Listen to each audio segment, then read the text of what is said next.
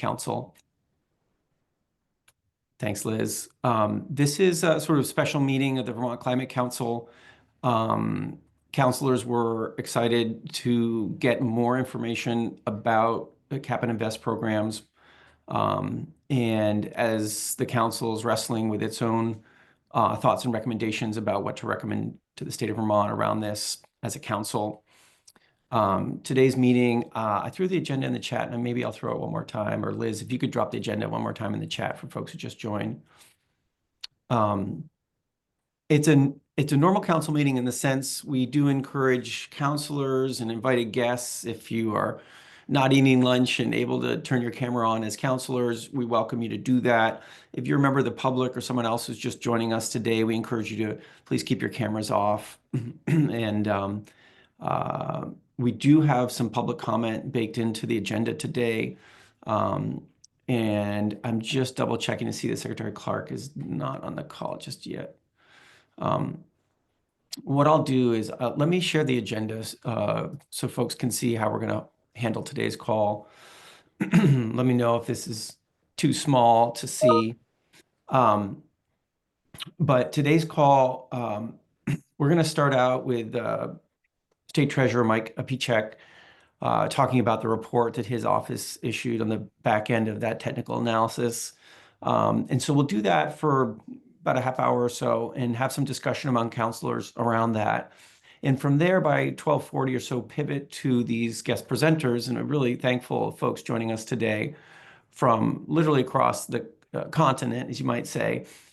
So we've asked folks to do very brief 5 to 10 minute kind of reflections, and then have some time for discussion on the back end of that with councilors. We'll have some public comment around 1:40. So if you're joining us today and you'd like to make comment, that's when we'll be doing some public comment around this. And then we'll spend the last 10 minutes or so just thinking about the next steps for the council and how to move their process forward, and how they're getting draft recommendations out the door on this issue by the end of this month. So that's what we're doing today. And thank you everyone for joining us in this special meeting. With that, I think I will turn it over to you, Treasurer Pieciak. Or Jane, do you want to say something before we get going? Sorry. Yeah, thank you, David. And thank you to the Treasurer for joining us this morning. I just wanted to remind people that as a climate council, we met earlier in February about the analysis that our agency, ANR, with the Vermont Agency of Transportation, just recently completed around the technical study. Many of the folks on the call today, too, are some of the consultants who worked with us on that work. Also eager and interested to be here to hear from other jurisdictions about the work of standing up a Cap and Invest program and what that looks like. I just wanted to say that and remind us that at that time, the treasurer had been provided that technical analysis on behalf of the state agencies and was charged with developing the recommendation that went to the legislature due on February 15th. All of this work is grounded in the update to our climate action plan, which is due July 1st. And this is broader context for both the public and our invited guests. And just wanted to acknowledge that there is a current recommendation within our climate action plan being considered by the Climate Council that looks at what Vermont's participation in a Cap and Invest program in some way looks like in the coming iteration of the climate action plan. So really excited that the treasurer is here to ground us in the recommendations and considerations that he provided to the legislature with his office. And then just wanted to acknowledge that while we didn't put it on the agenda, David and I had sort of gone back and forth about just offering the space for Johanna or anyone else on the Climate Council who's been involved in that recommendation to sort of ground us in what it currently says in the CAP, knowing that we are not going to debate and discuss that recommendation today. That'll be down the road at on March 31st. but it might be helpful to know what the language is for that recommendation so that as our invited guests provide context, that we're grounded in sort of understanding what it could look like for Vermont so that we could ask appropriate questions. So just wanted to say that in support of today's agenda, and really looking forward myself to hearing from the treasurer again about his recommendations and considerations, and then specifically from other jurisdictions about what it has meant to them to stand up a cap and invest, the benefits and challenges around that. So thank you. Thanks, Jane. That's really helpful. And for folks who don't know Jane, she is director of the Climate Action Office in the state of Vermont. All right, so Mike Pieciak, over to you. And let me know if you need if you want something to be shared visually. Thank you, David. No, that sounds good. I think I'll just overview our report, and happy to take questions, and no need for slides. And just off the top, want to thank Jane and her team and the Department of Transportation on that technical analysis. I know our team has also worked with them along the way, but it was a heavy lift and a good body of work that came over to us that allowed us to then complete our recommendation, which the legislature asked us to think about any viable approaches to the cap and invest model, which is sort of what we set out to do. Also at the top, want to thank our team at the Treasurer's Office that worked on this. Gavin Boyles is on. He's our Deputy Treasurer. Ashlyn Doyon, who's our Director of Policy, is unable to be on the meeting today, but Gavin will be on as if questions come up later in the meeting that folks have relative to our report or our recommendation and how they might impact the discussion that happens later. So, I think at the top line, just to, level set, we identified a lot of reasons, good reasons that a state would want to, any state, including Vermont, would want to pursue a cap and invest program. There are economic reasons, broad economic reasons for supporting such a program. Every year, Vermont spends maybe about $2 billion, so depending on how you measure it, over $2 billion in fossil fuel, gasoline and the like, and over 70% of those dollars flow out of the state. And the inverse is true for electric power broadly. So when we're supporting more electric, it is staying within our economy, and those dollars are moving around our economy and multiplying and having a larger economic impact. Certainly when you think about job creation, the technical analysis talked about potentially anywhere from 80 to 100 or 810 jobs being created under a cap and invest model. And then when you think about sort of the kitchen table price issues that families are dealing with, electricity versus fossil fuel can be less expensive, but also I think maybe just as important, can be less volatile as well. So you have more consistency and certainty around the price that you're paying in terms of heating your home and the like. But acknowledging that with that sort of personal impact on a home, it often comes with substantial upfront transition costs to get everyone to a place where they're able to enjoy those benefits of lower costs and price stability and less volatility. So there are a lot of, I think really sort of productive economic reasons for considering a program like this. When we set out to analyze in the technical analysis, what are the options for Vermont, it became pretty clear that there are sort of three things that we could consider. One, that Vermont on its own really is too small to consider a cap and invest model independently. And if we're not going to pursue it independently, then we need to look to sort of see what the partnership opportunities are. And those really boil down to two options: the Western Climate Initiative, and then also the New York State Initiative as an alternative. The Western Climate Initiative has been underway for over a decade. The New York Climate Initiative has been underway for some time in terms of the attempt to get it set up, but it is not yet an operating program. So those are really the two partnership opportunities that are available to us. So those were the two that we analyzed more closely to see, again, if one of those or any of them were viable for the state of Vermont to consider at this time. And what we concluded was that the Western Climate Initiative was not a viable option for us at this time. Things can change as it relates to the Western Climate Initiative, but that if Vermont were to consider a cap and invest program, we should be looking toward New York once the details of the New York program are made more clear and we can sort of analyze those for operational impact and cost. And there are really three reasons why we suggested that we look toward New York and not the Western Climate Initiative at this time. One is the fact that, as I mentioned, the Western Climate Initiative has been underway for some time. So we would be joining that in midstream, if you will, versus the New York program where we'd be beginning that at the onset. So if we were to go on the Western Climate Initiative, the estimate is that that could be an impact of 20 cents per gallon on the average Vermonter, as high as 30 cents per gallon for other things like diesel, and that there are built-in increases every year under the Western Climate Initiative. So even if we were to go with the Western Climate Initiative, it would take a few years for that to actually be operationalized in Vermont.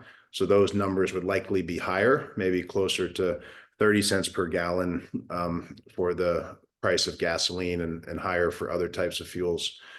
So that is a larger impact that would sort of be felt, again, midstream rather than starting at the onset with a program where you start at a lower level and feel those increases over time more gradually.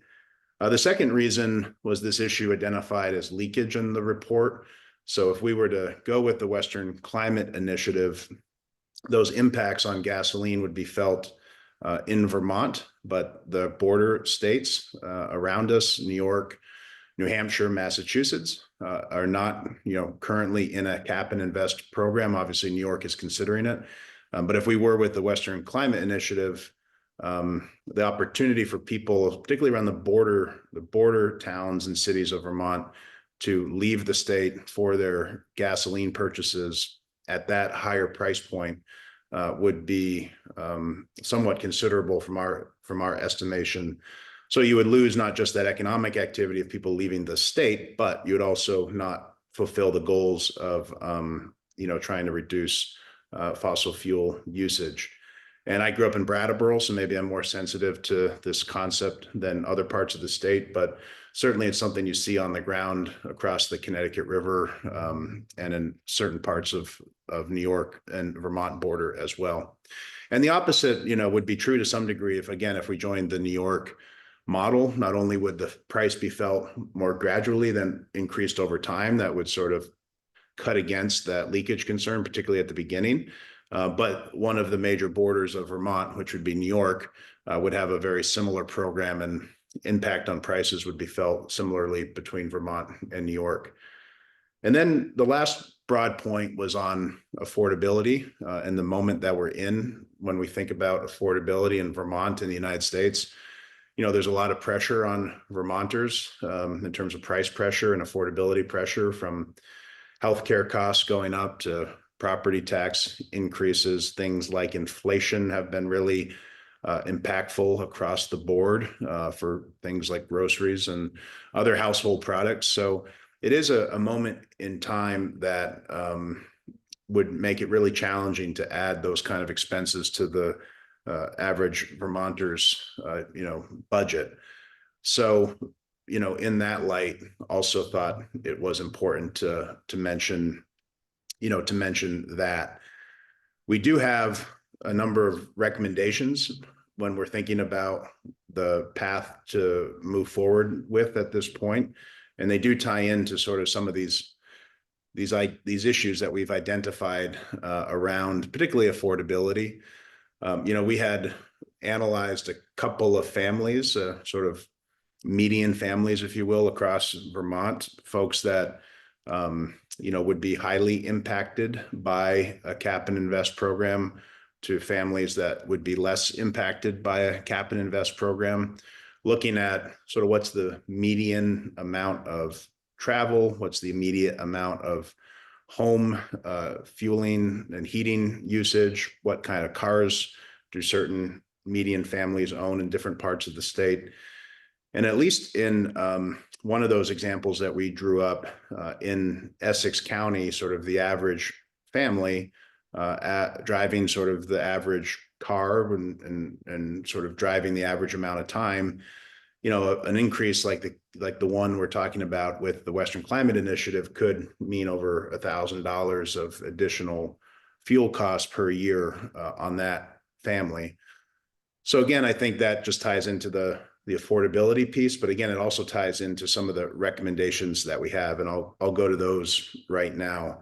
One of the most important recommendations that we have is to study, how to insulate low income Vermonters in real time or in as much real time as possible, or in advance from fuel cost increases, and how to maximize their ability to perform low or no cost efficiency upgrades for themselves and their homes and their transportation. So I think that's a key one. I mentioned this family that we've described in our report from Essex County because that $1,000 a year, with the median income of a household in Essex County and all the other expenses that they have, that is a really meaningful, impactful amount of money for them to carry throughout the entire year. For example, if the mechanism for reimbursement was something in terms of like filing with their tax return, I think it'd be much more important to try to have those that impact felt in real time or in advance as we can. And I think there's going to need to be a lot of really thoughtful, detailed analysis as to how can we create a very simple yet, what is a very important system for providing that real-time relief from those costs for those that would be most impacted, particularly low-income Vermonters. And then I think there's also the need to study this idea of leakage in more depth. It was certainly something that was discussed in the technical analysis, something that we felt was really important to highlight in our report. But understanding in more detail sort of the economic and revenue impact of leakage for residents living close to the New Hampshire, New York, and Massachusetts border, if a program like this were adopted. And then also understanding the interest of New Hampshire and Massachusetts in joining the New York Climate Initiative or other initiatives around CAP and INVEST as well, but just more study on that. And then, of course, another area is thinking about the revenues that would be collected before deciding to go forward with a CAP and INVEST program. I think it'd be worth some discussion about how exactly would those revenues be spent and for what purpose would they go toward. So for example, if on average, let's say it takes maybe 10% of the revenues collected to actually administer the program, of that 90% that remains, some percentage of it would certainly be used to help low-income Vermonters withstand or not feel the impact of these price increases. But what would that percentage be? And then that which is left over, what would the use of those funds be? Would they be for transition investments, climate resiliency, or the like? And again, having some sense of what would we actually do with the money, I think is important before we decide to implement the program. So we can weigh the sort of cost and benefit of doing a program like that. And then we have a few other more technical questions about, should there be a reporting only period when a program like this is rolled out? Looking at the different types of greenhouse gas emission sources that would need to report their greenhouse gas emissions, what types of emissions would need to be reported, the emissions activity threshold and source that would be required if they're reporting, and then how the source would be reported or be required to report rather its emissions. So a few more sort of technical things to think about in terms of the operations of such a program.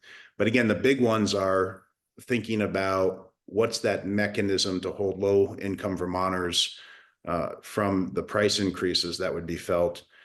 Thinking about what are the revenues going to be used for in advance so you can weigh out again, those costs and and benefits of such a program. And then thinking about this leakage issue, both in terms of will other states surrounding us be interested in a cap and invest program? And then if we pursue one, even with New York, what does that mean? So you can sort of weigh that data point as well when moving forward on such a program. So again, those were our overall findings. Happy to answer any questions that this group may have, and really appreciate the opportunity to present this report and our findings, and appreciate the work of the council and pushing us forward here on our climate goals in Vermont. Thanks, Treasurer Pieciak. Thank you so much for that overview. And I think I'd love to do a quick round of if there's questions for the treasurer. And then I want to invite, after we do a quick round of questions, I invite Joey and maybe Jared to do what Jane said, which is put out at least the draft recommendation that the council's been putting time into, so we can share what's going on from the council standpoint. But any questions, councilors, any questions for Treasurer Pieciak about the report and the recommendations he overviewed? Or any quick reactions, councilors, to what you heard?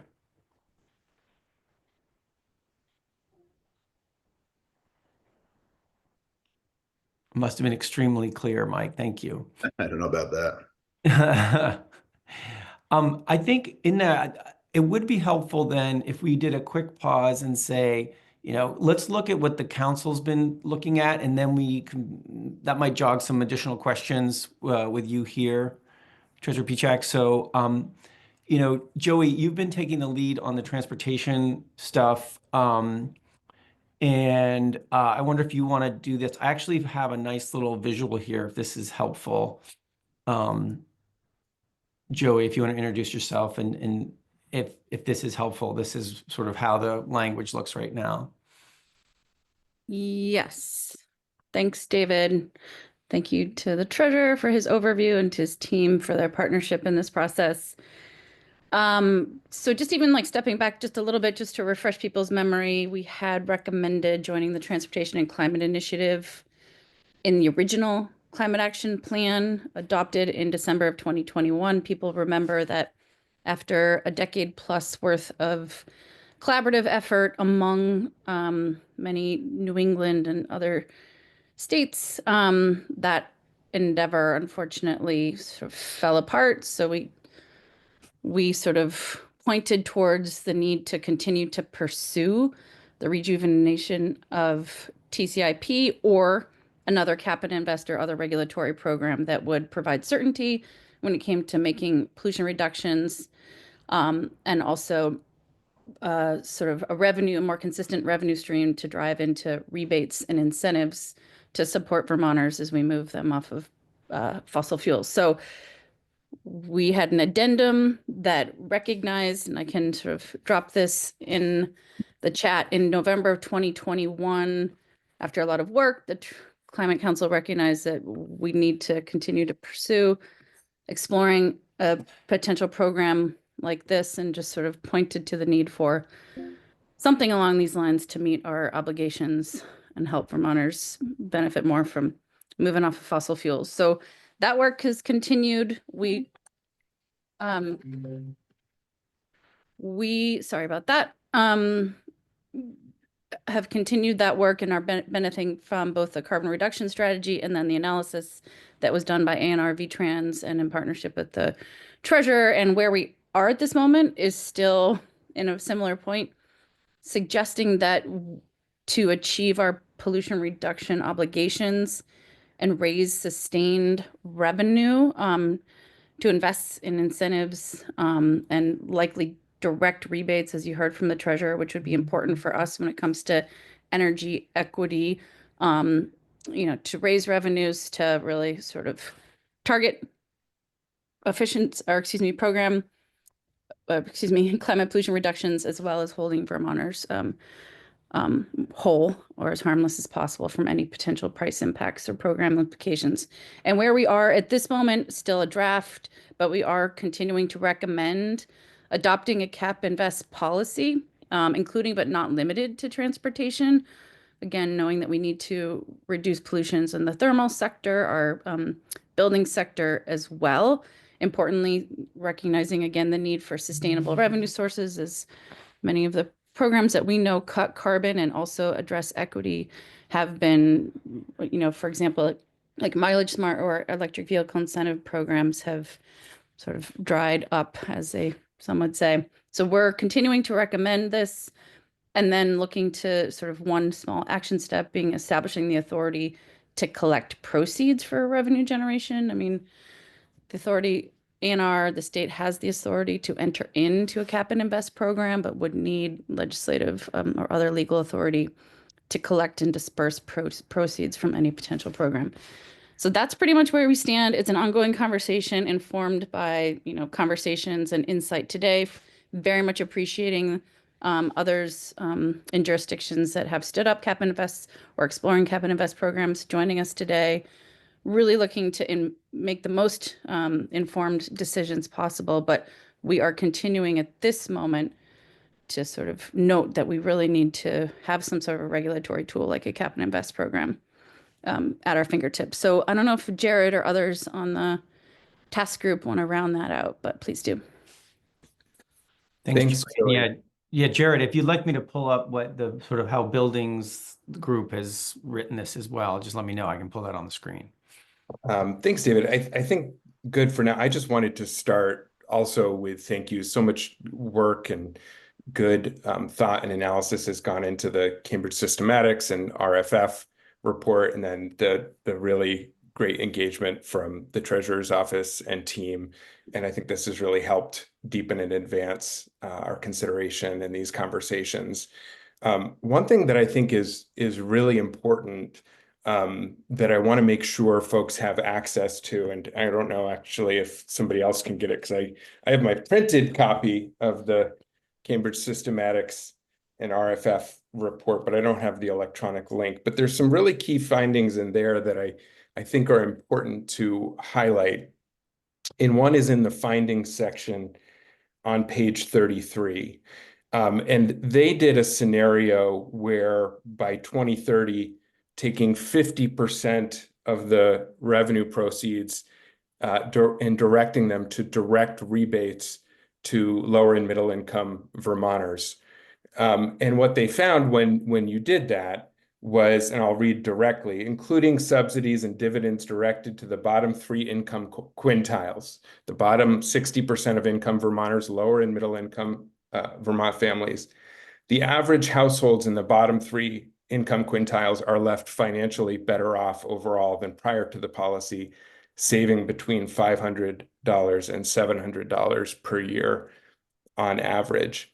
And I think it's worth pausing to ask the question, when we talk about affordability, affordable for whom, and how is a result like that possible? And it's how do you, for instance, take 50% of the revenue and make 60% of people better off? And one of the reasons is because upper income Vermonters purchase a lot more fossil fuels. Upper income folks live in larger houses. They use more heating oil and propane. They travel more miles. They travel more in general. And so there is a real opportunity to make our energy economy more progressive while also reducing pollution. And I just think that that's an important kind of scenario and example to round out the picture, because I think my read, and please correct me, Treasurer Pichak or the team from the Treasurer's Office, my sense is that the scenarios that were in your report didn't look at the possibility for including direct rebates to keep lower and middle income families whole or make them come out ahead, as in the consultant's report showed is very much possible, because I think there is still this outstanding question that you pointed out, which is, what is the specific mechanism for how to do that? And I think I totally agree with Treasurer Pichak that that is one of the most important questions for us to really lean into in the weeks and months ahead could that be in the form of a utility bill rebate? Is it, a monthly check? Is it a direct electronic transfer? So I just want to flag that I'm really curious and very interested to hear from our guest speakers that have been providing direct rebates so that the affordability of the program is really strong and equitable for lower and middle income folks. What are the mechanisms that you're using to do that? I'll be very curious to hear that. But I think it is important to note that the scenarios in the Treasurer's Office report didn't include that possibility of providing direct rebates so that lower income and middle income Vermonters not only are held whole, but come out ahead, as in the example of the consultant's report. So I just think that's really important context. Jared, do you want to give folks just a moment to respond to that? Sure, that's great. Because I'd be interested, Treasurer Pichak or folks on your team, just on that particular point that Jared brings up. Is there anything you'd like to add to that point? You're on mute, Mike. When we did the scenarios, they were really just showing sort of the impact without a mechanism in place to provide subsidy or lessen the impact in terms of the cost. So that was really just sort of an exercise in showing what the impact would be. Certainly in the technical analysis, there were those showings of, potentially certain income groupings even coming out ahead. But I think that bridge of, how do you get from that impact that we identified in our technical analysis or in our analysis to that benefit that could be in the technical analysis? How do you bridge that, and what's the mechanism? I think is why you heard us sort of highlight that as the most important thing. If we weren't moving towards something that was beneficial to lower income Vermonters, we wouldn't have put such emphasis on that mechanism. But because it can be, so impactful on them, is why that is so important. Thanks. Jared, I cut you off a little bit. Was there something else you wanted to say? No, I think that's good for now. I just think that the rounding out of the scenarios with some of the work from the consultant's report, especially in teeing up some of the information that I think will be really of interest to hear from our guest speakers, was primarily what I wanted to offer. Great. So we have just a few minutes. If other counselors have some questions for Treasurer Pichak, I see, Liz Miller's here, Kelly Klein. I know folks are off camera and dealing with lunch and other things. Matt's here, Michelle. Any quick follow-up questions or thoughts for the treasurer before we switch gears to our invited guests?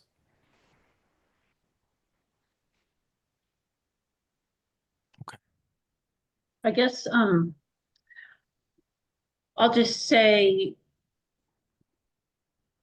I'm just curious, like, if there's been a comparison, and I know it's not completely comparing apples to apples, but on the burden that Vermonters will have, the financial burden for Vermonters if we don't act and we have to continue to spend money on climate damages every year versus this kind of program. And I'm also involved with a group called Citizens Climate Lobby. They've been advocating for a carbon fee and dividend program nationally. And they do have a paper that shows kind of the impacts on low income folks. Of course, this is a national program, but it might be interesting to take a look at that too. And I'm just curious, is Massachusetts considering something like this? Because it might help us maybe jump on board with Massachusetts. Yes. Well, if others know more about Massachusetts, I'd be happy to defer to them. But when we conducted our analysis, we really sort of zoomed in on the Western Climate Initiative in New York and identified, engaging with Massachusetts to sort of understand sort of where they were at in terms of thinking about this kind of a program. So if they've expressed an interest since then, others may know.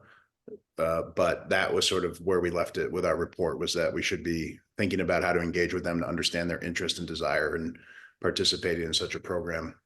In terms of your other question about the ongoing impact on the climate, I think of it in a couple of ways. One of our recommendations was thinking about the use of the revenues So, some of that revenue usage could be on paying for the transition in terms of not just this sort of hold harmless to low income Vermonters, but separately, are there programs that could be used to help finance or provide heat pumps or build out charging stations or the like? But there also could be monies that are used for climate resiliency to help Vermonters in communities all across our state be more resilient to the changing landscape that we're in terms of climate change and the impact on their communities. So I do think that's one of the things that we have to think about. We did not look in our report about sort of the long-term impacts from climate change and not having a cap and invest program or having a cap and invest program. But certainly, as we've seen in the last 15 years, Vermont has some of the highest reimbursements from FEMA in the country. And I say that for a couple of reasons. One, it's obviously very impactful to Vermont, even if those funds do come to us from the federal government to rebuild, there are specific impacts on individuals that are pretty significant, both financially and emotionally. And there's certainly a question about the consistency of federal funding for natural disasters going forward. That's a big question mark for us. Thanks, Mike. Any other questions, folks, before we, yeah, Jane, go ahead. I just thought I would, for the benefit of Jael, mention that two things. One, I'll just say Massachusetts, as I'm sure Jared, Joey, others can hone in a little more, has been very focused on standing up a clean heat standard, similar yet different than what the Vermont program would have been. So that's the policy approach they've been taking. Similar to Vermont, as TCIP fell apart, we sort of moved down a sector by sector kind of approach. And that's one of the interesting things about looking at cap and invest again through the technical analysis, is understanding that you could have a single policy that covered multiple sectors. And I'm certainly interested to hear from our guests about how and what sectors they cover for all of you. But Massachusetts has been a vocal sort of voice saying they're not pursuing cap and invest right now as a policy approach. So I just wanted to articulate that. And then second, just thought I'd mention for your interest, ANR is supporting the Treasurer's Office. And this is sort of in parallel tandem to this conversation, but just of interest. We are obligated through the Climate Superfund law that Vermont passed last year to develop a cost assessment that looks at historic damages, future damages, and then adaptation costs to climate change. So we will, in the future, have a total cost of what that is for the state to understand better. So that's interesting work that is being done in the coming years. Thanks, Jane. And since your mic is open, Jane, might I ask you to help introduce our guests? I want to thank Treasurer Pieciak for joining us, and you're more than welcome to stay if you can. But thank you and your staff for joining us today. We have a number of folks here listed on the agenda, and they're here. I see everybody's here now. Jane, could you do me a favor and introduce the folks that are here today, and then we can dive right into some short presentations from each, or just some short reflections from each. Yeah, thank you. So we are really have sort of a very heavy hitting crew with us today. So I really encourage folks to listen in and be prepared with questions, because Brian Woods, who works in the Climate Action Office, was saying to me this morning even just how grateful we are as an agency to have been able to reach out to such wonderful people working with their hands dirty in this kind of a policy approach. And we're very gracious that they all accepted to join with us today for the benefit of the Climate Council and the benefit of state staff, to learn from the jurisdictions that are pushing forward with this approach in explaining what it took to stand up a Cap and Invest, understanding what the pre-work looked like and how success was realized, and then specifically diving into what equity implementation looks like in their program, whether it be through rebates, refunds, or the way they spend and direct their funding that they raise through a Cap and Invest.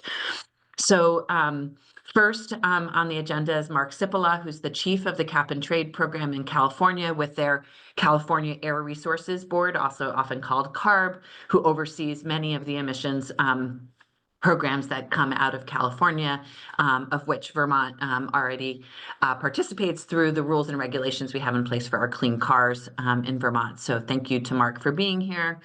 And I apologize if I have not met Jean-Yves Benoit, who's the Director General at the Ministry of Environment of Quebec. So if I mispronounce your name, I'm very sorry. But obviously, Quebec is also party to the Western Climate Initiative with California. So we will join and hear from him about understanding what it took for Quebec to join on to the WCI program. Deputy Commissioner Jonathan Binder from New York will join, New York Department of Environmental Conservation. He could not join until 12:45, so not sure if he's here yet, but he will join today. Oh, thank you. To speak to New York is with their program.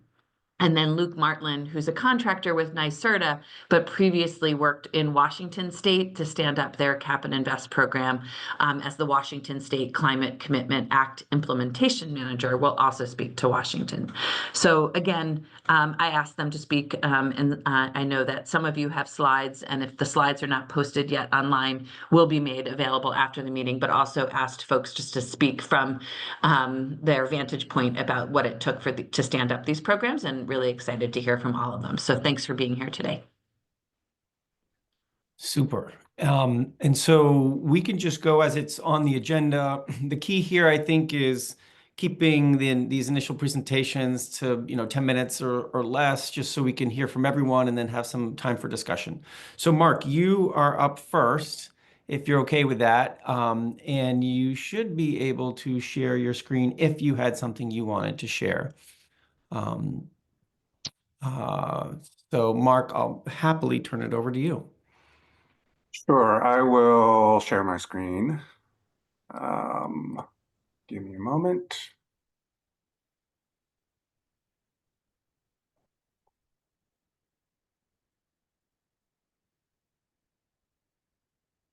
Am I sharing right now?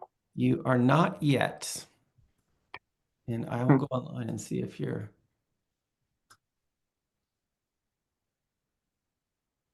How about now? For some reason it's not doing it. There we go. It's coming now. Perfect. You got it. Okay. And I'm a little confused. Am I on an intro slide or a slide with a graph? You're on an intro slide. Okay. So I'll try to go quick. Thank you for the generous introduction, Jane. It's true that I think we all have our hands dirty in this work. There's a lot to do. And so let me see. I don't know that I'm able to. Okay, here we go. Figured it out. I'm going to switch around a little bit so I can see my screen. So just setting the stage of where we are. California set targets for 2020, 2030, and 2045 to reduce GHG emissions. Looking at the left, the light blue line with the downward trajectory is our actual emissions statewide. And looking out, you can see we have a 40% below target in 2030 and an 85% below target in 2045. Those are based on 1990 levels. With our suite of programs, we're actually able to achieve this 2020 target a little early. On the right is a breakdown of the statewide emissions. Transportation, industry, electricity are really the big components.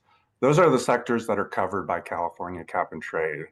Largely does not cover agricultural emissions, waste sector emissions, or high global warming potential gases. It does cover the natural gas and electricity use in residences and commercial buildings, though. And again, The 2020 target was 431 million metric tons. We're already down to 371 million metric tons in 2022. Every year in California, or every 5 years, we do a broad scoping plan for climate change, where we assess those targets, assess our progress to our targets, take a look at the suite of programs we have and make adjustments. We generally take a three-pronged approach, which is direct regulations, incentives, and carbon pricing in the form of cap and trade. And that altogether, in that scoping plan assessment, the suite of programs with a cap and trade program really comes out as by far the cheapest approach. So if you've got those targets, a trading mechanism is really the most cost-effective way of getting there. And we complement that with some sector-specific direct regulations and incentives also. But again, the cap and trade program is broadly covering all large industry, all large electricity generators, all imports of electricity, and all supply of fuels, whether they be natural gas, gasoline, diesels, and that represents about 80% of the emissions in the state. But we also have sector-specific measures like a low carbon fuel standard in the transport sector, like a renewables portfolio standard in the electricity sector.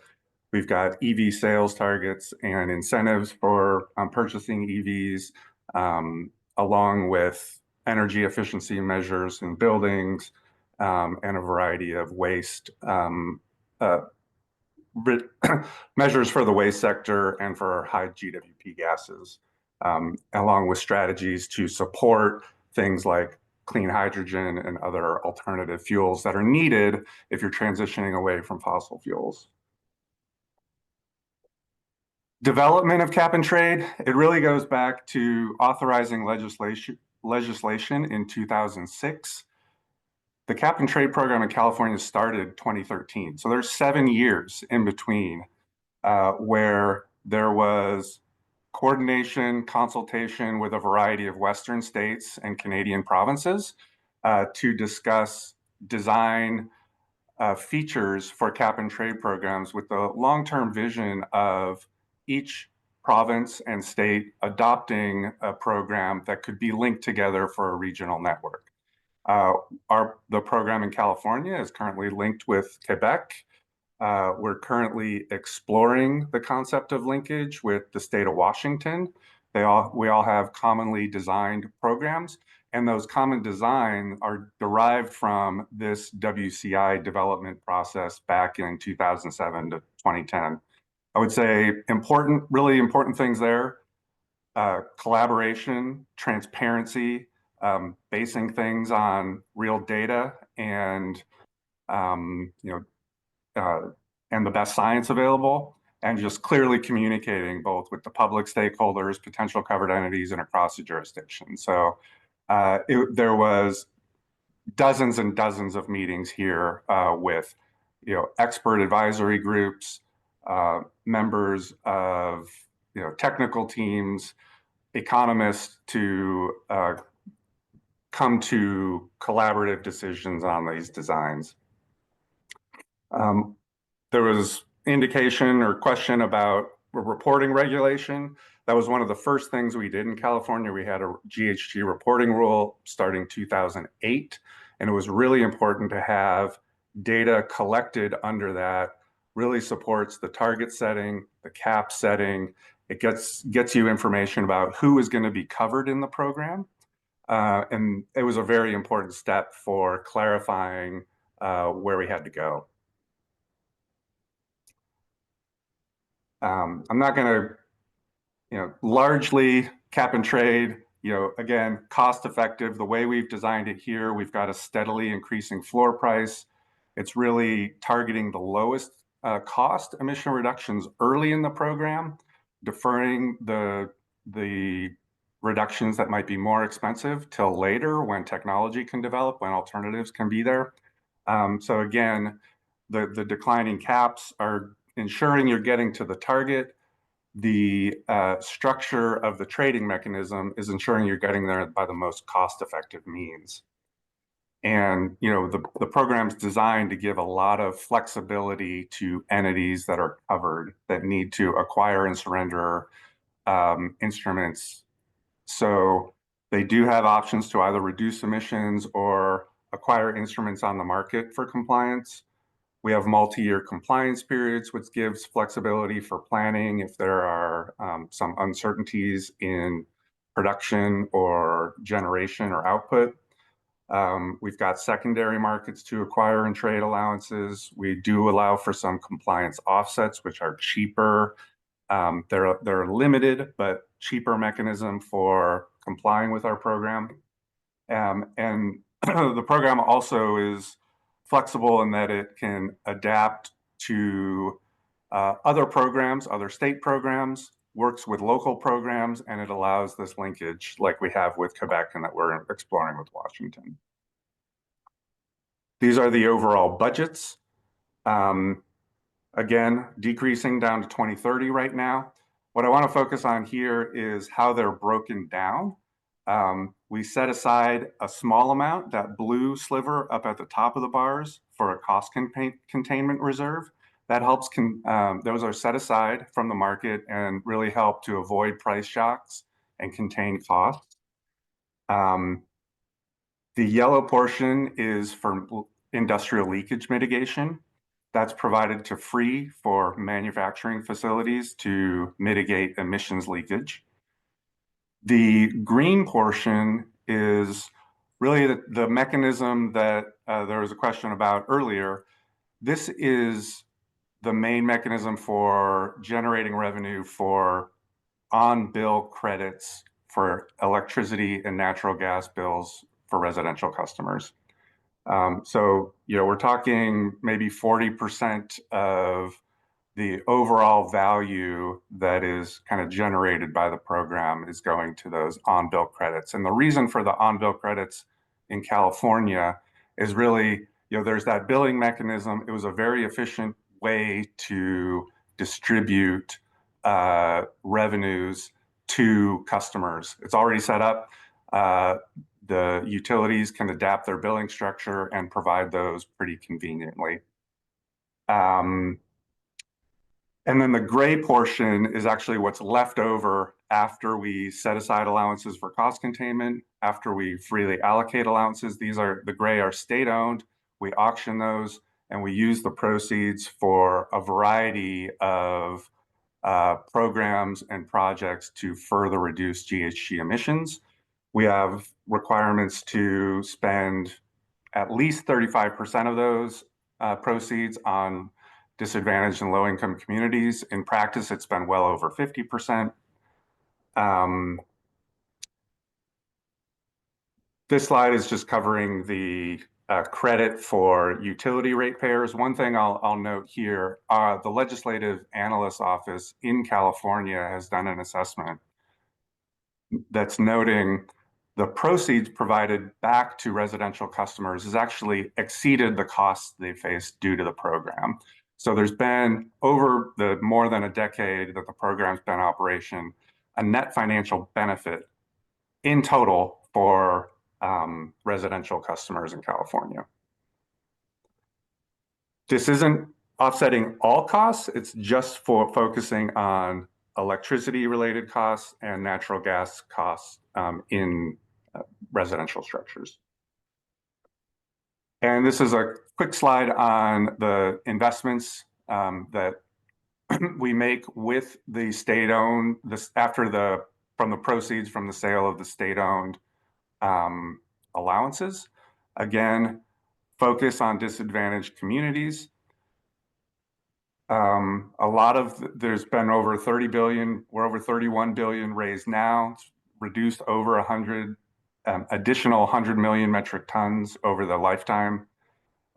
They're funding things like electric vehicle incentives, low-income housing weatherization, clean transit options, wetlands restoration, and a whole variety of programs and projects that are administered by state agencies and directed by our governor and legislature. And then this is just a final overview summary. So I know that was a whirlwind, but I want to set it up for others. And I think the most benefit will be in the conversation afterwards. So I'll leave things there and hand it over to the other speakers. Mark, thank you so much. That was a great presentation, and thank you for walking us through that. Jean-Yves, you're up next. And feel free, you're going to drop your slides there, Mark, and Jean-Yves, I'll turn it over to you. We'll get Mark's screen down in just a second. Yeah. I'm having a very odd display now, so I apologize. We'll give it a second. Actually, you can probably power over it, Jean-Yves, if you have something you want to present.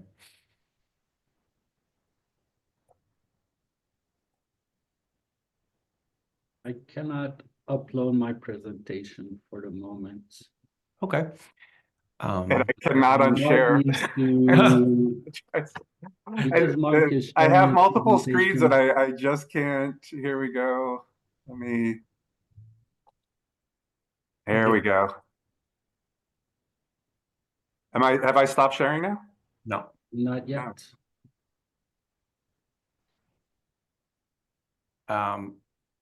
Jane, if Liz can make me a host, I can probably help fix this. I can do that. I also have the other slides, if helpful for me to share. Oh, they're Okay, I dead. think I was successful just Okay. now. Nice job, Mark. Thanks, A everyone, jack for of your all patience. trades. Apologies. All right. Do you see my presentation?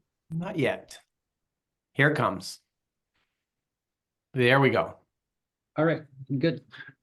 First, thank you for having me here today. It's a pleasure to be able to present our cap and trade program.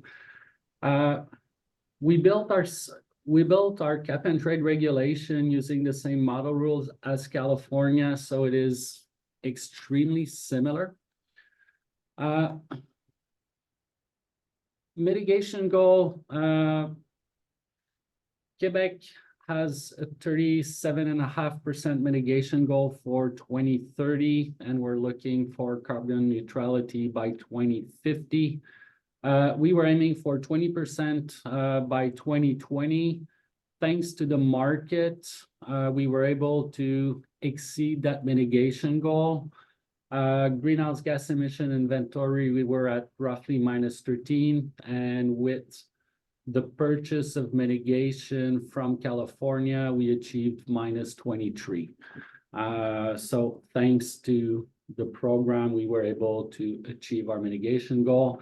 We do have a strong societal consensus and political consensus in Quebec that we need to fight against, that we need to do more to fight climate change.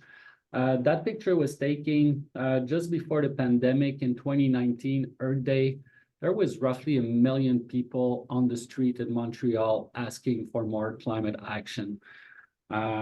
So very strong consensus, and the government is doing whatever they can to try and adapt to climate change. The cap and trade program, Mark said, it's one of the most efficient way to achieve your mitigation goal, but it's not the only policy that we've put in place. It is part of a comprehensive. So on one side, we are sending the price signal with the cap and trade program. We are auctioning 2/3 of our compliance instrument, which brings revenue that goes into an electrification and climate change fund. So it is a dedicated fund by law. The revenues from the cap and trade program can only be used to electrify, reduce greenhouse gas emission, adapt to climate change. Basically, we are investing to transform our economy. We also have a broader set of complementary policies, regulation to help transform that economy to a more resilient one, and one that is less intensive on greenhouse gas emissions. Which sector are we covering? This is a picture of our emission inventory. So with the cap and trade program, we are targeting electricity and heat production. Our electricity is fully decarbonized in Quebec, so we have a few 100,000 tons only in that sector. We are covering transport fuel with the exception of air and water, covering industry, which represent roughly 31% of our emission, and all fuel used to heat buildings. We do cover each greenhouse gases that were covered under the Kyoto Protocol plus NF3. Our emission in 2022 were 73 million tons. We are a small economy, population of 9 million people in 2024, GDP of $500 billion Canadian in 2022. Our emissions are roughly 9 times the ones of Vermont, but even Quebec, we are too small to sustain a cap and trade program on our own. We needed to link with someone. That's why we joined the Western Climate Initiative late 2006, early 2007, and that's why we are linked with California. We need a linking partner because we cannot sustain our program on our own. We are too small. So scope for electricity and industry, we've set a threshold of 25,000 tons. We had a long history of strong emission reporting. Why 25,000 tons? Basically, with that threshold, we're covering a bit more than 80% of our emission in the industry. We are covering a bit more of 80% of our industrial emissions. With 75 covered entities, so probably 10% of our facilities were getting 80% of our emission. Going higher than 25,000 tons would have been problematic because we would have basically separated some subsector of activities into, think about pulp and paper. Most of our pulp and paper mills range between 26,000 tons and 100,000 tons per year. So having a 50,000 threshold, a good part of that industry would not have been covered. The other part would have been covered, and we would have created some competitiveness issues within the industry. So what is very important is to have strong reporting when setting up the threshold. Fuel distribution, we initially set it at 25,000 tons. We did some consultation. We had no comment from industry. Once the cap and trade came into force and we started covering the fuels in 2015, industry figured out that the carbon cost was higher than the profit margin. And all the medium players were losing contracts to the very small one that were not covered under the cap and trade program. So industry asked us to lower the threshold and cover each and every one. So we've set now that threshold at 200 liters, and everyone's is treated under the same level playing fields here. So if you cover fuels, cover everyone, the margin profit is not big and is too small compared to the carbon cost. We also give the possibility for smaller industrial facilities emitting 10,000 tons and more to opt into the program on a voluntary basis. Some design features, allowance distribution. The first thing that we do, we calculate, we give some free allocation to energy intensive trade exposed industry to prevent impacting their level of competitiveness. We don't have consignment allowances for energy distribution like California. Most of our homes are already electrified at more than 80%. Buildings, we have a little bit of natural gas, but it's either electricity or natural gas. So there was no need on our side. But if the impact on consumers for Vermonters is important.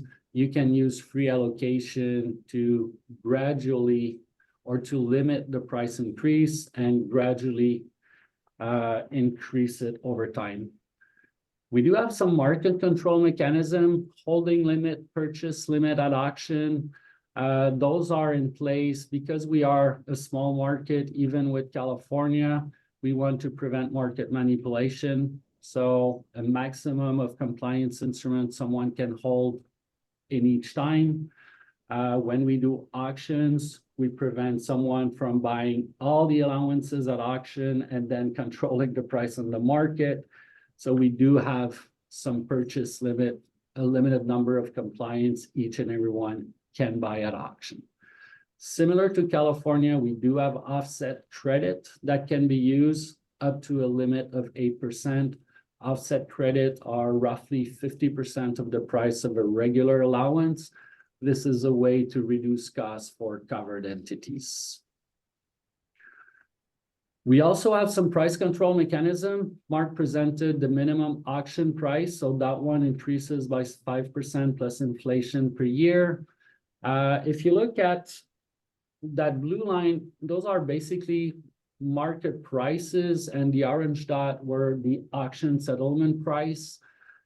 It was something very useful in the early days of the program. We noticed that market price was very correlated with our minimum auction price.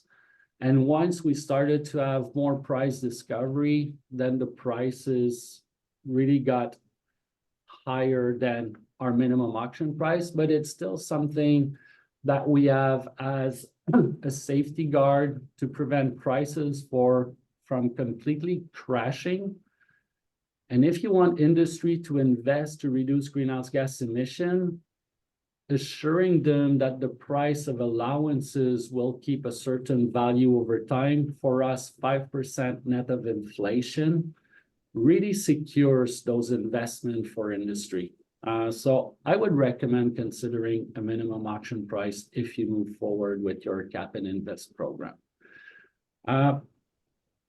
Prices, and there was a comment made that it may not be preferable for Vermont to join WCI because the program has been in place for a longer time and you would come up with a higher price.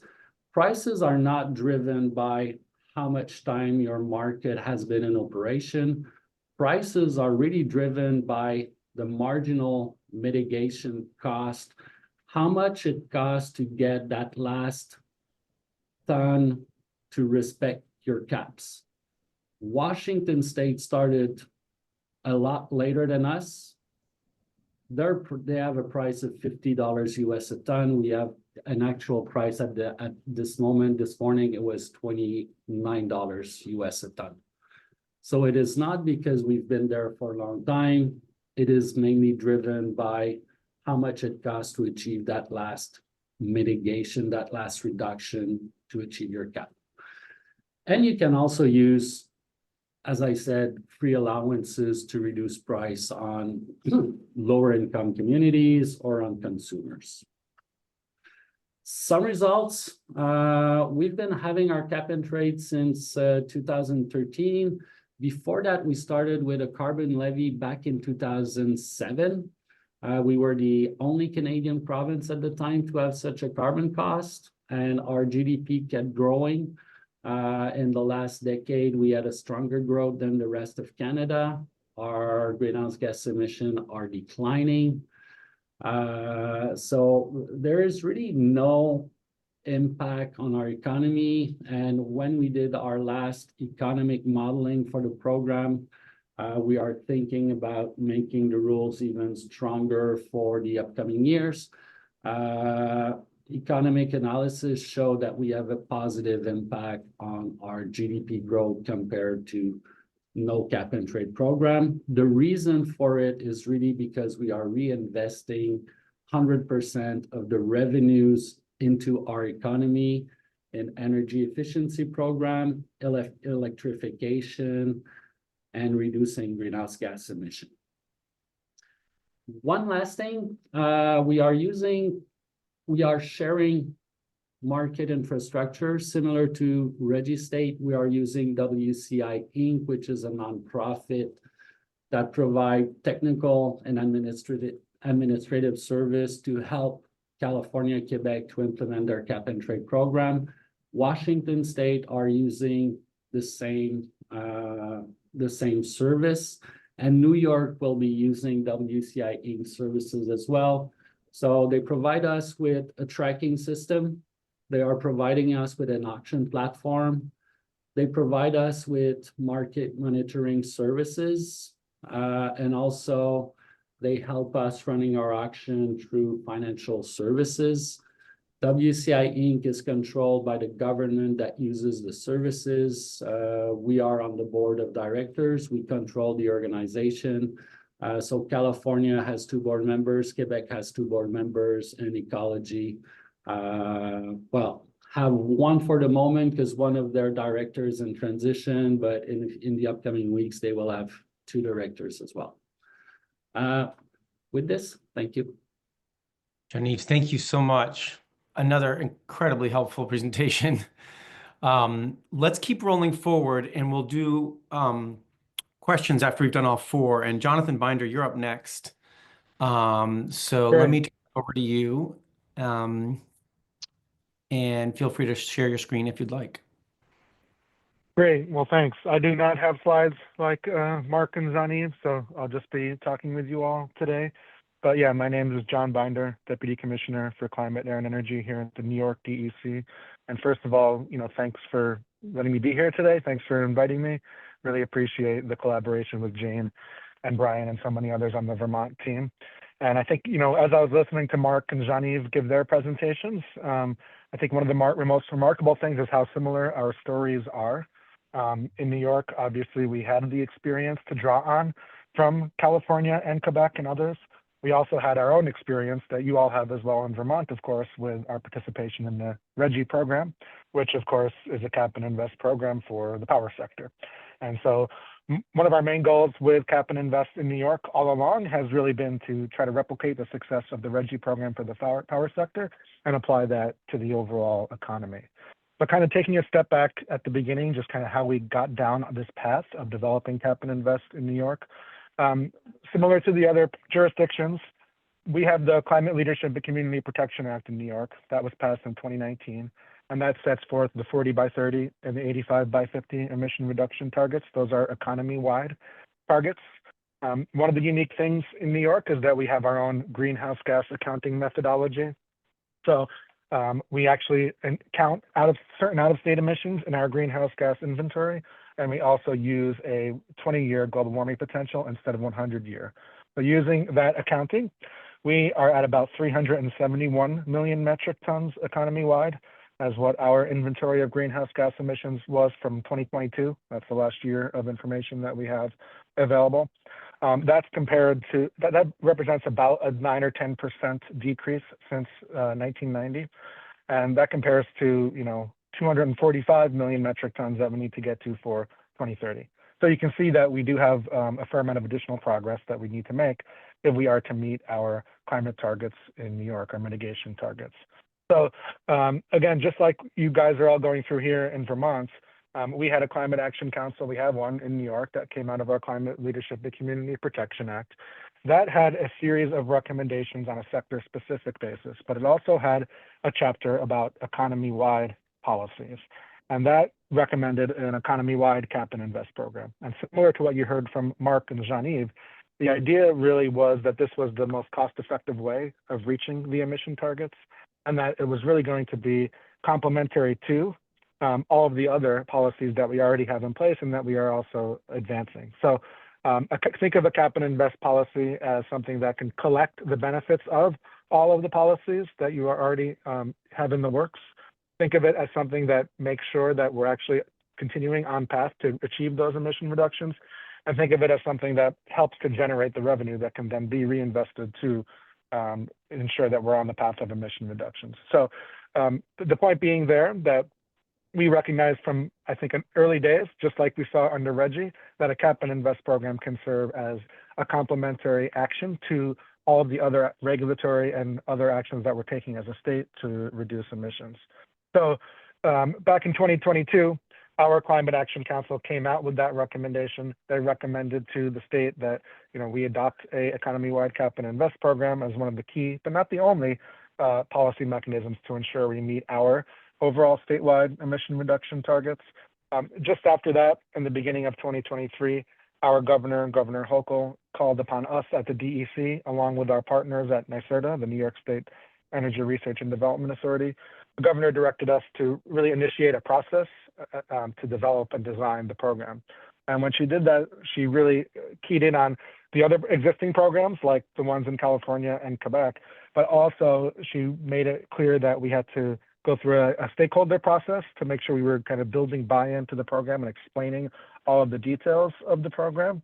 And also that we are, I know you guys have asked about equity, that we were keeping that at the forefront of our minds as we designed the program. So over the last 2 years, we went through a stakeholder process from 2023, 24, 25. Now we're into 2025, it's hard to believe. But we went through a multi-year stakeholder process where we really talked to all kinds of stakeholders, whether that be regulated entities, the general public, about what this program was going to look like. And really, we came away with program features that were very similar to what you heard from Mark and Jean-Yves in California and Quebec. In terms of equity, we have directly built into our law, the Climate Leadership and Community Protection Act, that just like in California, I think Mark said 35% of our investments from this program at a minimum have to benefit disadvantaged communities. We have other, we also had contemplated not including emission offsets. I think that's probably one of the most significant departures that we have in the New York program as compared to California and Quebec. We would not be utilizing or allowing for emission offsets. And we also have a bunch of other complementary policies that address equity. So as an example, in New York, we have an environmental justice siting law also known as the cumulative impacts law. That really looks very closely on a permit by permit basis to make sure that we're not disproportionately burdening disadvantaged communities. So we see those kinds of complementary policies as really the best means of addressing some of those equity concerns in addition to the investments. So throughout this 2-year process, we really drew upon those experiences from RGGI, Quebec, California, of course, Washington, that you'll hear from in a moment. And the most recent update with respect to the program is that we are moving forward with the program, but we had been contemplating that it was going to be one big package of regulations. So we were going to be having 3 regulations to implement this program in New York. One was the mandatory reporting rule. Another one was the actual mechanics of the cap and invest program. And then a third one was the auction of allowances. And what we are doing now is we are moving forward first with the greenhouse gas mandatory reporting program. We will be proposing that for public comment here in New York in a matter of weeks. So stay tuned for that. You should see that get proposed very soon. And then at the same time, along with NYSERDA, we are continuing the process of engaging with stakeholders on the other elements of the program. And I think, you heard from Jean-Yves and Mark about the importance of mandatory reporting as kind of the foundation of a cap and invest program. I think from our perspective, we have always been doing a greenhouse gas inventory. So we certainly have a sense of, on a high level, state level basis, where emissions are coming from, which sectors they are coming from, where we have to reduce emissions. What this mandatory reporting rule is going to give us is a better granular level of detail on the specific sources and where the greenhouse gas emissions are. So it's going to help us inform what we have to do next to make sure we're continuing to make progress towards our 40 by 30 and 85 by 50 emission reduction requirements. So I hope I hit on all the points that you all wanted me to touch on. I tried to do that fast, just looking at the clock, but happy to answer questions in detail. I guess the things that I would just kind of emphasize before I hand it over back to David and then probably Luke is just the importance of the stakeholder engagement process and making sure people really understand what it is you are setting out to do. But also that people recognize that I think it's pretty much undebatable at this point that if we are looking to get to these emission reductions, the most cost-effective means of doing that is through a cap and invest program in conjunction with so many of these other policies that you all already have in place. So with that, I'll leave it at that for now and look forward to the future discussion. But thanks again for inviting me to be here today. Much appreciated. Thanks, John. Fantastic. Really appreciate that. Yes, Luke, over to you. Final words here, and then we'll do a quick round with counselors and we'll do some public comment later as well. But Luke, go ahead, please. Great, thanks, David. I hope you can all hear me, and it's really nice to be here today. I know and recognize many of you. For 10 years, I served as director of Vermont Ledge Council and chief counsel to the Vermont General Assembly. And then in 2021, I moved to Washington State to lead the implementation of Washington's new Cap and Invest program. Currently, I work for NYSERDA, but I'm going to confine my remarks to Washington's program. So some quick background on Washington's program. It was the second economy-wide Cap and Invest program in the US. It was the result of legislation passed in 2021, and the program began in January of 2023. And the first allowance auction was held in February of 2023. So Washington State's program has now been in operation for approximately 2 years. And as some perspective, Washington is clearly not as big as California economy-wise, nor New York, but it's approximately the 9th or 10th largest economy in the US. It's a little bigger than New Jersey, to give you some perspective, and it's larger than Massachusetts economy. And the Cap and Invest program in Washington covers about 75% of emissions statewide. It covers all sectors, and it will reduce greenhouse gas emissions 70% by 2040 and 95% by 2050. Now, you'd asked us for some perspective on our experiences implementing or running our various Cap and Invest programs, some of the challenges we may have faced, and some lessons learned. So let me begin with a little bit of experience and challenges, and then I'll touch on lessons learned. As I mentioned, the legislation creating the Cap and Invest program went into effect in the summer of 2021. And it required that the program be up and running only a year and a half later, January 2023.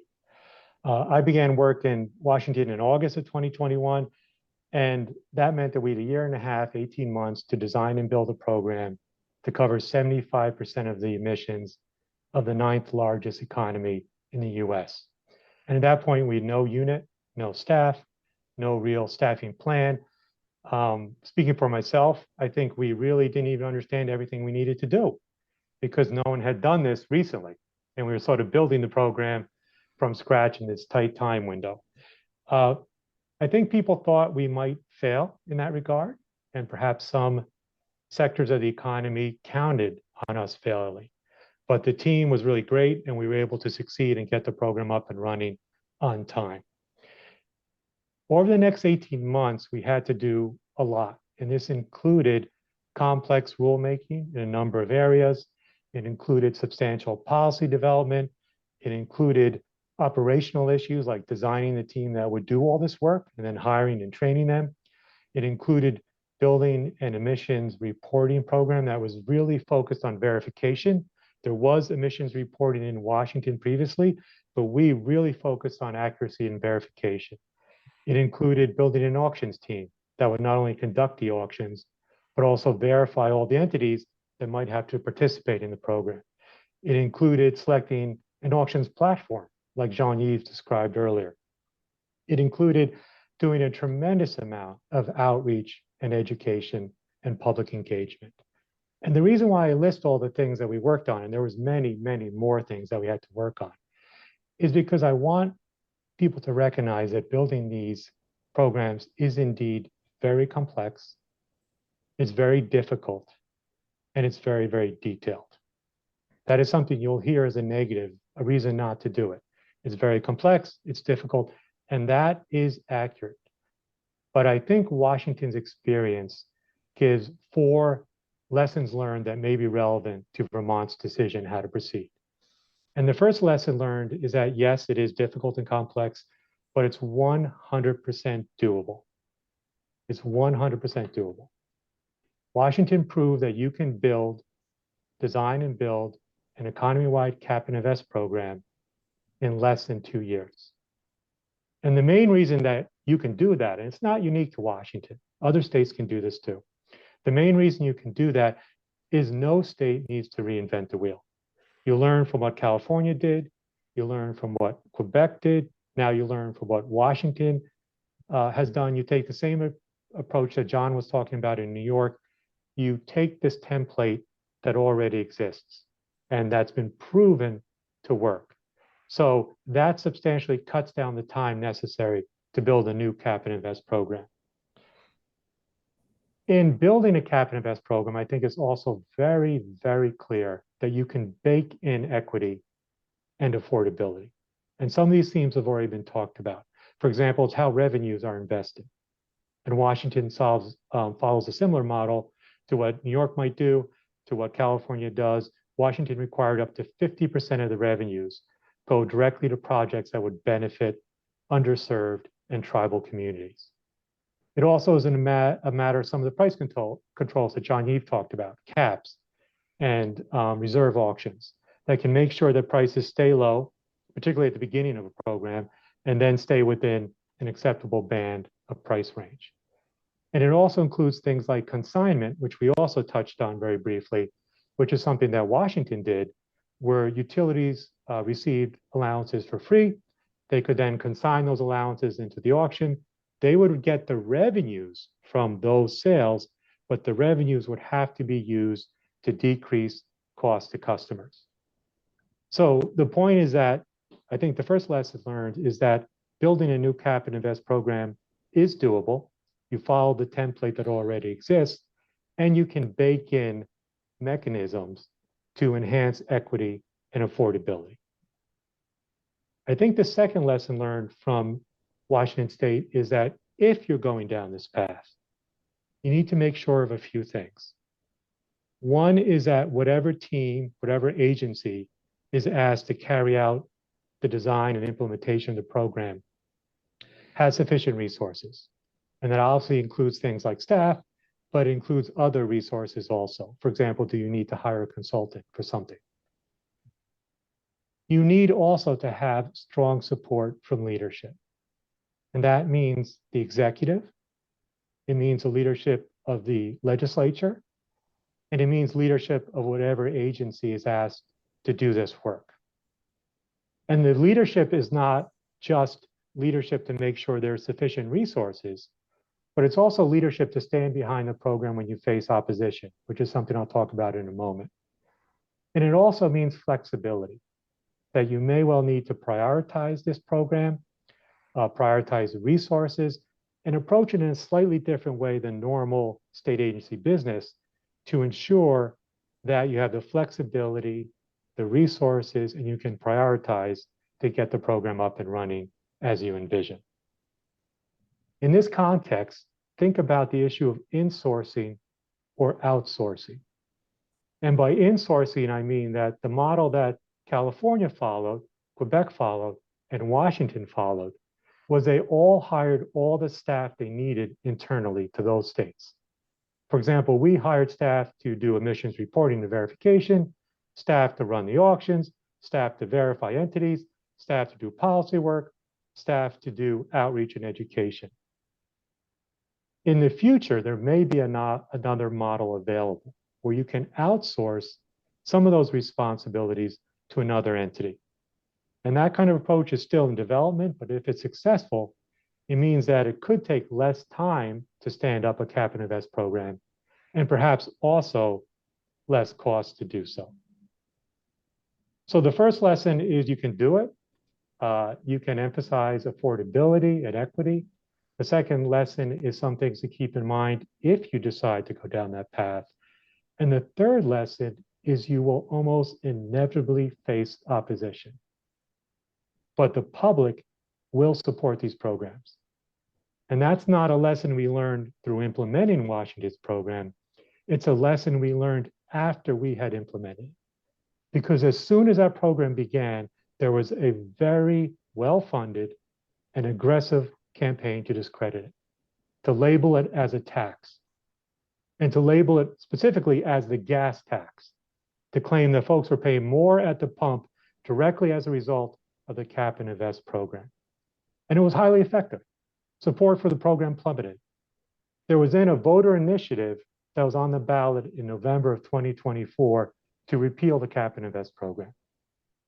And every poll that was conducted approximately 6 months before that election showed that that initiative would win, and Cap and Invest would be repealed, and Cap and Invest would die. But it didn't, because there was then a very well-run campaign for a few months in the summer and fall to explain to people what Cap and Invest really did, why it was in place, and how it benefited their communities. And in the end, the Cap and Invest program not only survived, but it won with over 60% of the vote. So think about that over 60% of the people voted to keep a program that's complex, difficult to understand perhaps, that they were told raise the price at the pump, and they voted for it once they understood why it existed, what it really did, and how repeal would hurt their communities. And I was walking door to door doing some volunteer work to defeat that initiative, and I saw that change in the people I spoke to, from opposition to support in a matter of months. And I think the lesson learned is you may face opposition, but if people understand why these programs exist, how they work, and what they do for their communities, they often support them strongly. And the final lesson learned from Washington State's experience, I think, is a way to think about why we have Cap and Invest, why Mark and John Eves and I work in this field, and what the other options are. So we all know that climate change is very real and accelerating. We all know that we maybe have 10, maybe 15 years to make a difference. And we've lost the chance to prevent climate change. It's happening, it's accelerating. What we're now fighting to do and working to do is to prevent the worst impacts of climate change, to mitigate the worst impacts. And the only way to do that is to sharply reduce carbon emissions economy-wide. Economy-wide in states, economy-wide in countries, and eventually economy-wide worldwide. And the question really is, how do you do that? Because we have to do it, and we will do it. So one approach is a very top-down approach. It's very bureaucratic, it's very rigid, and that would be, for example, to pass a law that you can't have an internal combustion vehicle after 2030 or 2035. It would be, for example, to impose onerous taxes on all carbon emissions. And that kind of approach does work. It would decrease emissions, but it's very rigid and provides very little flexibility to business. The other option is market-based. And the other option is to choose to harness the power of markets to do things faster and better. And that's what Cap and Invest programs are. They're pro-business and they're pro-market. And when I say pro-business, I don't mean you ignore science, ignore facts, or pretend that climate change doesn't exist. It means you accept facts and you think of the way to address climate change at the lowest possible cost to businesses and the least impact on consumers. And that's what Cap and Invest programs do. They use the market to give flexibility to businesses to reduce emissions substantially, but to do so in the most cost-effective manner.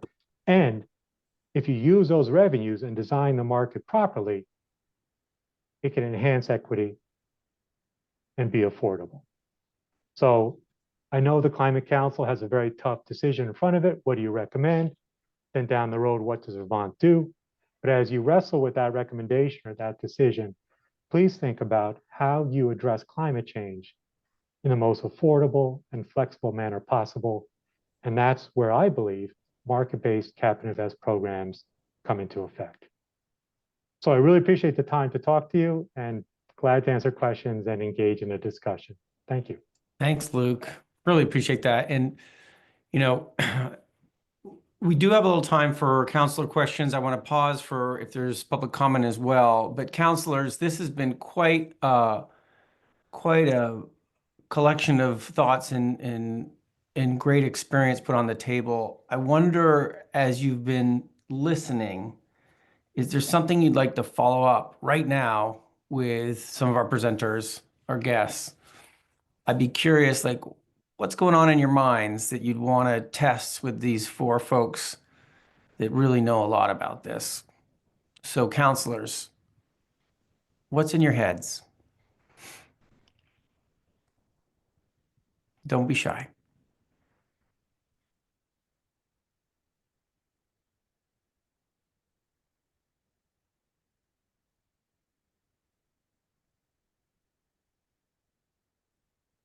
David, if I may. Yeah, please. Sarah Clark, and unfortunately, I was only able to catch Luke's presentation due to some scheduling conflicts on my end, but I do, hearing you speak about your experience, Luke, and wondering, given the small size of Vermont,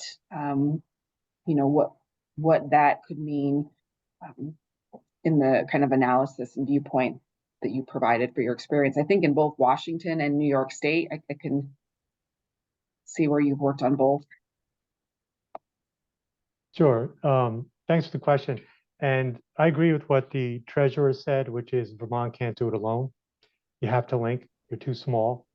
Washington State is too small to do it long-term on its own. And there was a mention made of the price difference, the delta between Washington's prices and, for example, California, Quebec prices. So I think linkage is the way to go for almost all states that might do this. It lowers costs, lowers abatement costs. It's more efficient. But in particular, I think it's necessary for Vermont. So like the treasurer indicated, if you go down this path, you would have to link with NICI and or WCI Inc. Thanks, Luke. Other counselor questions, comments, reactions?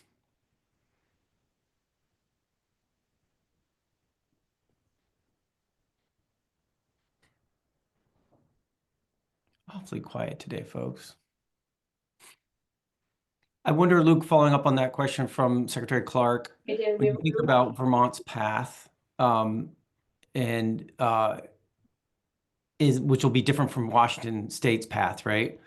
Like, how does that path differ if you don't have the idea of setting it up on your own for at least in the short term, like Washington did? How is that path different? Can I add a clarifying to that, David? Because Yeah. that's exactly what I was thinking. Yeah. I would love to hear Mark or Luke or others speak prospectively about what it looks like to link as your starting point rather than to stand up a program independently. And that has, we've discussed that with our consultants, the way our consultants have talked about Vermont is something called being price takers, where rather than standing up a program independently, we would look to the program we were going to join, prospectively NICI or WCI, and we would begin negotiations about standing up a program from the onset. So there are some ways that we've talked prospectively about doing it differently, but the cost and the challenge to a small state of doing it in any other order, it seems too hard to overcome, kind of. So I'd be interested to hear you talk about that and the difference between standing up independently with the intent to link, and the differences and challenges. And then as you do so, this is in our report, but I'd be curious just to hear from you all about the administrative capacity in state. Like, you spoke to hiring those positions, but what does that really mean from a capacity standpoint in your state to have those positions in government to do this work? I see other hands. Let me just begin. I'll turn over to Mark and others. And so I think you have 2 options as you begin your program. One is, and I don't think Vermont could survive an independent program. I think we all recognize that. So the question is, do you link from day one? Obviously, that would mean that the other jurisdiction would have to agree to that. And I have no idea if that's possible with New York or WCI Inc. or whatever. If for some reason that wasn't possible, or you wanted some small window of being independent, you'd have to have very strong price controls, and maybe that's doable. So that would be another option where you start the program, but you have a very tight price cap. Prices are quite low, so it sort of gets entities familiar with it, and then you could link and then open things up in essence. You have to do modeling. I don't know what really would be possible, but those might be two things to consider. Just very, very briefly on capacity. That's why I mentioned insourcing versus outsourcing. Hiring staff is brutal. It's brutal.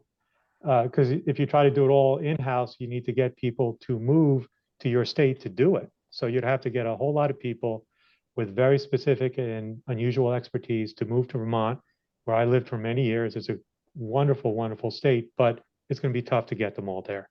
So that's why it may be good to look at this outsourcing model and see if you can either have people working remotely who don't need to be in state. I don't know what the civil service rules are, and or you can outsource some of that responsibility to other entities. Thanks, Luke. Mark or someone else, do you want to chime in on this very same topic before I go to other hands? I can weigh in a little bit. Thanks, David and Luke. Mostly echoing Luke's thoughts on initial setup. Strong price controls are likely important, and it's going to be challenging to link right out the gate day one with any other program, because what each jurisdiction that's linking usually is going to have its own process that is needed. So steps before linkage is feasible, and it may not be feasible either on the timeline or even we need to be assessing a bit of an active program from California before we can move forward with that linkage. So being able to do an assessment of the market rules and the stringency, et cetera, of that program is a requirement in the state of California before we can take the step of linkage. And so doing that before the program is even set up and running would be very challenging. The other thing I would point to, and Jean-Yves hinted at this earlier, this concept that came through in the Treasury report of linkage with a program that's mature and existing versus linkage with a program that is just getting started. And I actually pretty strongly disagree with the recommendation there. As Jean-Yves pointed out, the kind of duration a program's been operating is somewhat divorced from the cost faced in that program. And as we see, the Washington program right now has almost double prices in California. A year ago, those were inverted. So it's a supply and demand game. It really isn't necessarily related to linking with a program midstream versus together from the get-go. One thing that I might hint at towards, which I didn't hear commented on, was New York, Vermont, they're adjacent. There can be a benefit to sort of a commonality of programmatic rules in a region if there are regional operators, and that does shut down those arbitrage opportunities. But that would be, in my mind, a stronger reason to linkage with an adjacent entity versus a new program, if that makes sense. Thanks, Mark. Johnny, as you came off mute, did you want to jump in? Yeah, maybe two things very quickly. In almost every cap and trade program that saw the day in the world, there's a lot of volatility in prices in the first few years. So I do see a strong benefit of linking to an existing program that has been in place for a very long time. And the broader the scope, the more resilient you become to price volatility. So this is one thing to consider. On the other side, Quebec being your neighbor, but from the north, not the south, we'd be very happy to have you as a linking partner as well. Luke mentioned one thing that is very useful, especially for a small jurisdiction like Vermont. Even on our side for Quebec, it was hard to get all the staff in place to run the cap and trade program. I built my team over the years, but when we started, we were bunchful. On one hand, I gotta say a dozen was, when I reached a dozen, it was feasible, very long hours, but at least it was more robust. Ideally, I would say around 20 people to run the way we are running it. But looking at WCI Inc., this is something that we've been discussing for a very long time at the board level. And there's a willingness for WCI Inc. to provide more services, I would say similar to Regi Inc. So not only providing an auction platform, but running the auction for a jurisdiction. Registering your covered entities, and not only providing a tracking system. So if there's a desire, you can approach WCI Inc. We'll be very happy to present you what service we are providing. And the fact that everyone around the table here, New York, Washington, California, Quebec, and if you joined, we're using the same platform. We are one step closer to allow linking in the future. Yes, it's feasible to link two systems with two different platforms. It does open the door to fraud some gaming, but it's feasible. If we share the same platform, I would say it's even better. Thanks, Shawnees. So I had promised a public comment at 1:40, and I just want to, Jared, Joey, and Jael, keep your hands up for now. And I want to check if anyone's been listening in, not a member of the council, that wants to offer a comment. Now's the time to do it. So if you're not a council member and you have a thought on this, welcome that. We'll use our typical public comment rules of keep it under 2 minutes. So let me just pause. If anybody's been joining us today and has a comment they want to offer, you can use the chat too. It's a perfectly good way to do that in this moment. So let me pause and see any hands. Use your raise hand feature. Adam Aguirre? Yeah, hi, thanks everyone. My name is Adam Aguirre. I'm with Conservation Law Foundation. I just wanted to first express again support for all the work that you all do. It's tireless, thankless often, and so we see you. We really appreciate everything you do. Having read the technical analysis and the treasurer's recommendation, I just wanted to point out two things. One of them is just those reports are very static. They seem like if you imagine a cap and invest program as a kind of bundle of levers, it's kind of the levers are positioned in very discrete ways, and it's kind of like a freeze frame is taken. And I think that the whole purpose, and I think as the guests have illuminated here, the whole purpose behind a cap and invest program is that they're dynamic programs. We have a lot of control. We can do a lot of things in terms of reinvestment, what sectors are covered. And it seems like from what I'm hearing, especially when it comes to the duration of the program at the WCI, it really has to do with kind of the broadness of the program itself in terms of price volatility and being immune from shocks. And so I think there's a lot of good stuff in that technical analysis that would allow us to hold low and moderate income Vermonters harmless while also really tackling this monumental problem that Luke so I think eloquently said that we have the 10 to 15 years we need to be doing something now, and there's starting with either reporting requirements or getting some of this off the ground now would be great, and hoping to see that in the future. So thanks. Thanks, Adam. Thanks for the comment. Quick check, other comments if you've been joining our call today? Okay, great. So we just have a few minutes left. Jared, Joey, and Jael, you want to do some quick hit comments and thoughts, the three of you, and then final round from our panel, and then we'll finish up. So Jared? Thanks, David. I just want to thank each of you for sharing your experience and expertise. This has been really informative and helpful.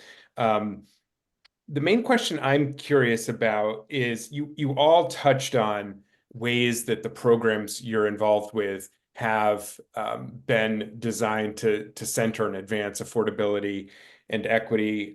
Correct me if I'm wrong, but from the notes I took, Mark, you said that 40% of the revenue goes to on-bill credits through utility allocation, and well over 50% of the revenue from the program goes to disadvantaged and low-income communities. I think Jonathan, in New York, you said a minimum of 35% in your draft program design would have to directly benefit disadvantaged communities. I think you had said, Jean-Yves, or maybe it was you, Luke, I'm sorry, 50% of revenues to projects that serve underserved communities, and then also having utilities receiving allowances for free so that they can decrease utility bills for customers.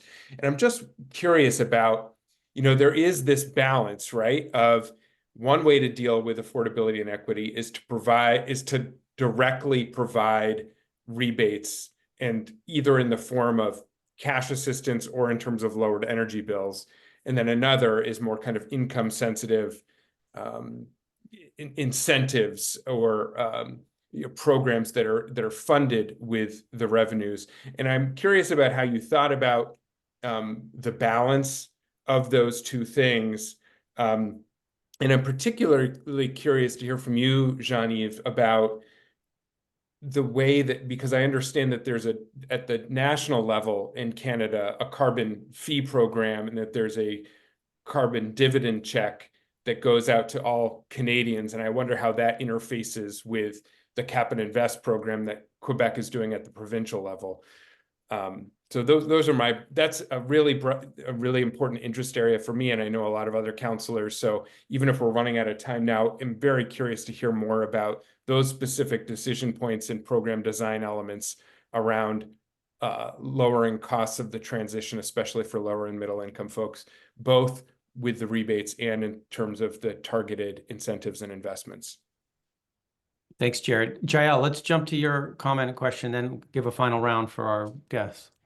Yeah, so my question was in terms of, John mentioned that the New York plan doesn't allow emissions offsets, and I was just curious kind of why that is, and like how that relates to equity. And then if the other programs do allow for emission offsets, is there a plan to phase those out eventually?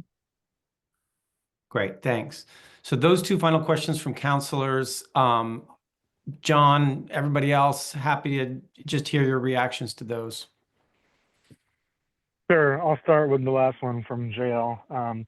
So when it comes to offsets, we heard concerns from stakeholders, particularly stakeholders around that are living in or near disadvantaged communities, that they perceive offsets to be a way to allow increased emissions at a particular facility that might already be located in disadvantaged communities, because of offsets that are allowing for emission reductions in a different location. So that's the stakeholder concern related to equity that we heard.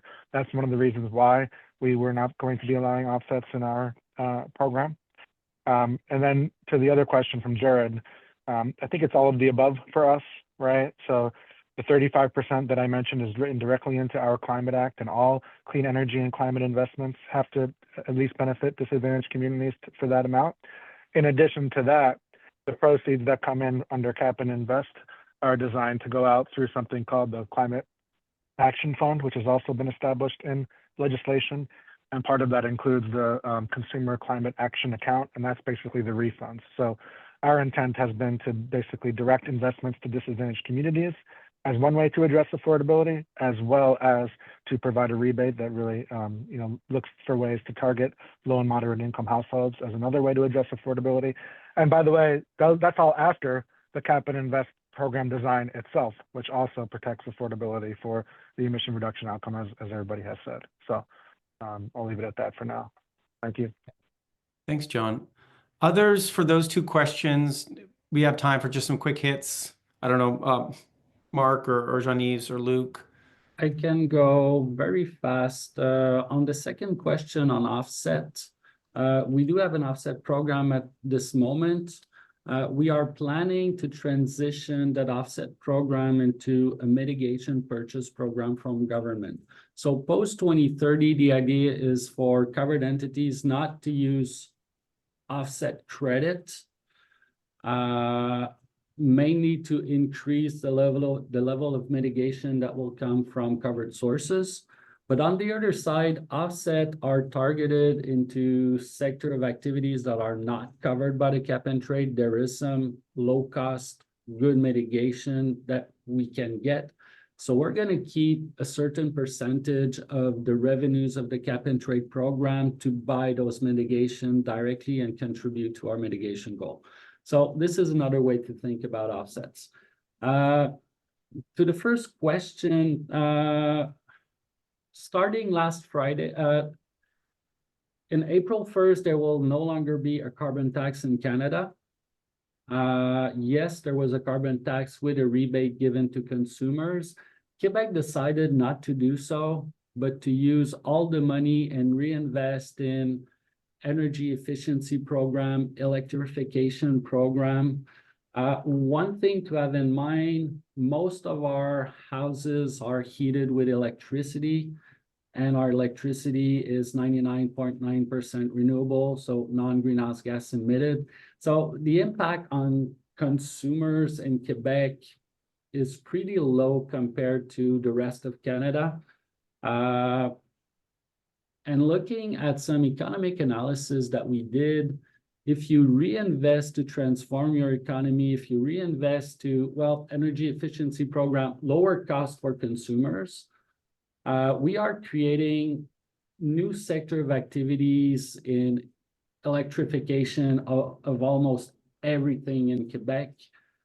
We have a more positive impact on our expected GDP with the reinvestment than sending a check back to consumers, which would have a negative impact overall. So we believe our approach is a sound one. Maybe just to complete on this one, we have a broad set of policies to address low-income communities in Quebec, which not necessarily exist south of the border in the US. So the context is different as well. Thanks, Jean-Yves. All right. We are at the top of the hour, and I just want to, sorry, Mark, did you want to jump in real quick? Oh, well, if there's no time, I can 30 seconds, 30 seconds. Okay. Just on Jared's question, you had your numbers roughly accurate. Those are rough, but when you create a program like this, you create value from those allowances, right? And I just want to emphasize there's two separate mechanisms. There's about 40% of those allowances are given for free in California to utilities, and that then generate revenues that lead to the credits on bills. And then there's the 50% that is roughly held by the state that is sold, and that's invested in that's the portion that is subject to the 35% to benefit or to be invested in disadvantaged communities. And, we're seeing in practice over 50% there. And then on Jael's question on offset credits, we do have, they're a small portion of the program, really. They're an important cost containment measure, but they're only allowed for 4% of an entity's obligation. And we do see a lot of real benefits there, especially with tribes who have undertaken to establish forest projects that have allowed them to manage their lands in line with their ancestral traditions. So there are real challenges toward unwinding some of these, but we do see a lot of benefits both in the cost containment element. These are cost-effective GHG reductions, but there's also a lot of co-benefits in terms of ancestral land preservation for tribes, water quality benefits, other land use benefits that we see that we think are important to preserve as well.